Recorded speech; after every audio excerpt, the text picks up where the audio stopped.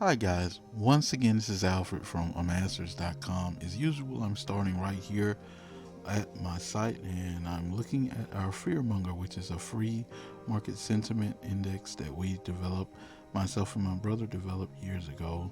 There are two ways to read this. You can read it with the numbers. The higher the number, the more there's a bearish sentiment. For those who are more visual, there's usually 1 to 5 bears on bearish sentiment, and there's 1 to 5 bulls on bullish sentiment. We also have a market breadth, which is based on the 45 coins and tokens that we're tracking right now in our crypto screener. You can check out all the information about this right here in this quick little 9-minute video. I go into more detail, but that's all on that. Let's just dive right into some Bitcoin technical analysis and look at some price predictions. And there's something really important that's happening this week that should move the market. Okay guys, we're over here looking at a Bitcoin 4-hour chart, and I've got a few things I want to get knocked off on this chart. Firstly, I gotta apologize because I had this gray area here, which I usually do these at the top of the week, and this is like my no man's land, my gray area, where I look for breaks either to the upside or the downside. I forgot to post it. Just been really busy.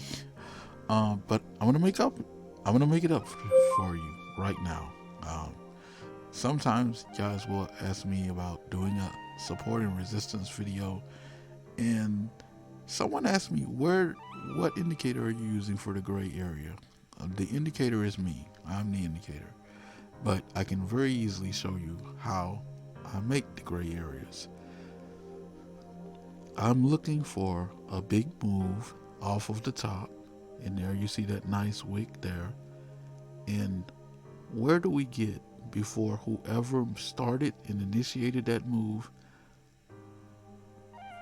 Where do we stop at and then reverse from that move?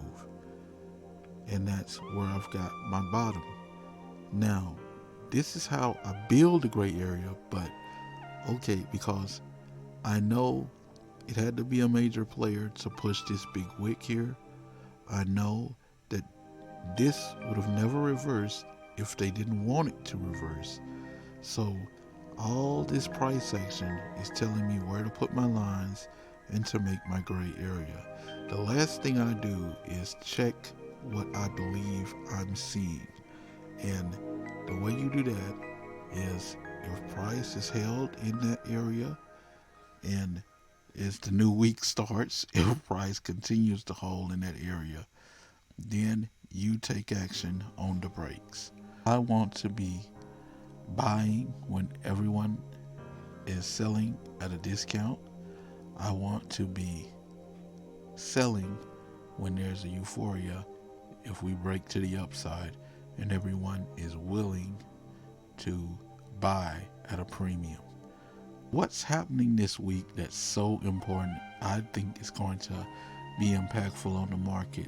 On Friday, we have NFPs, jobless claims, and that's something that moves what younger people call the legacy markets. And as much as we would all love to think that Bitcoin is an island unto itself, I think the Fed has a lot of impact, and based on what we're seeing on the NFP numbers this Friday, we're going to see some reaction in Bitcoins. That's all for my Bitcoin technical analysis for today. Hope this is helpful to someone. See you guys. That's all I have. See you guys on the next video. Once again, like, share, comment, subscribe. If we've helped you, please help us with the algorithm by sharing this content